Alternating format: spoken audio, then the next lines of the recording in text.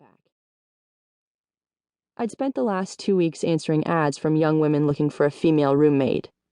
It had been a bust so far. One girl didn't want to room with an American. Cue my what the fuck face. 3 of the apartments were just nasty.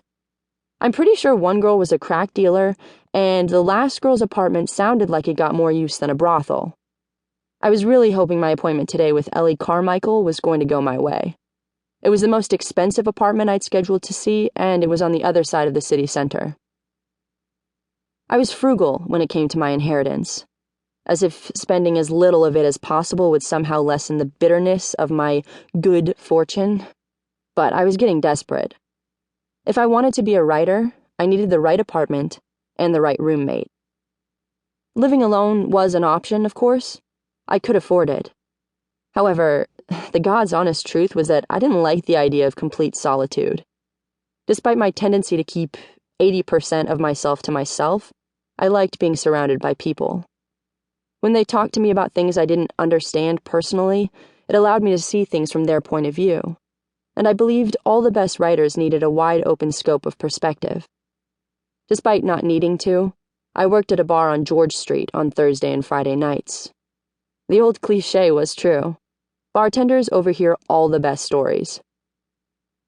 I was friends with 2 of my colleagues, Joe and Craig, but we only really hung out when we were working. If I wanted a little life around me, I needed to get a roommate. On the plus side, this apartment was mere streets away from my job. As I tried to shove down the anxiety of finding a new place, I kept my eye open for a cab with its light on.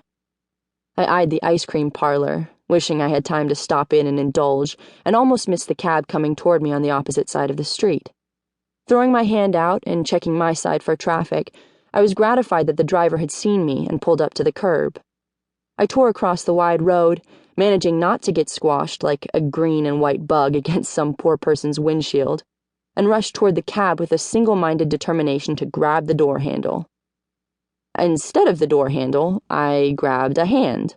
Bemused, I followed the tan, masculine hand up a long arm to broad shoulders and a face obscured by the sun beaming down behind his head. Tall, over 6 feet, the guy towered above me. I was a smallish 5'5". I took in his expensive suit, wondering why this guy had his hand on my cab. A sigh escaped from his shadowed face. "Which way are you headed?" he asked me in a rumbling, gravelly voice. 4 years I'd been living here, and still a smooth Scots accent could send a shiver down my spine. And his definitely did, despite the terse question. "Dublin Street," I answered automatically, hoping I had a longer distance to travel so that he'd give me the cab. "Good." He pulled the door open. "I'm heading in that direction. And since I'm already running late, might I suggest we share the taxi instead of wasting 10 minutes deciding who needs it more?" A warm hand touched my lower back and pressed me gently forward.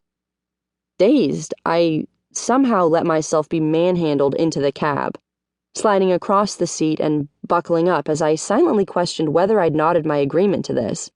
I didn't think I had. Hearing the suit clip out Dublin Street as the destination to the cab driver, I frowned and muttered, "Thanks, I guess." "You're an American?" At the soft question, I finally looked over at the passenger beside me. "Oh, okay. Wow." Perhaps in his late 20s or early 30s, the suit wasn't classically handsome, but there was a twinkle in his eye and a curl to the corner of his sensual mouth that, together with the rest of the package, oozed sex appeal. I could tell from the lines of the extremely well-tailored, expensive, silver-gray suit that he wore that he worked out.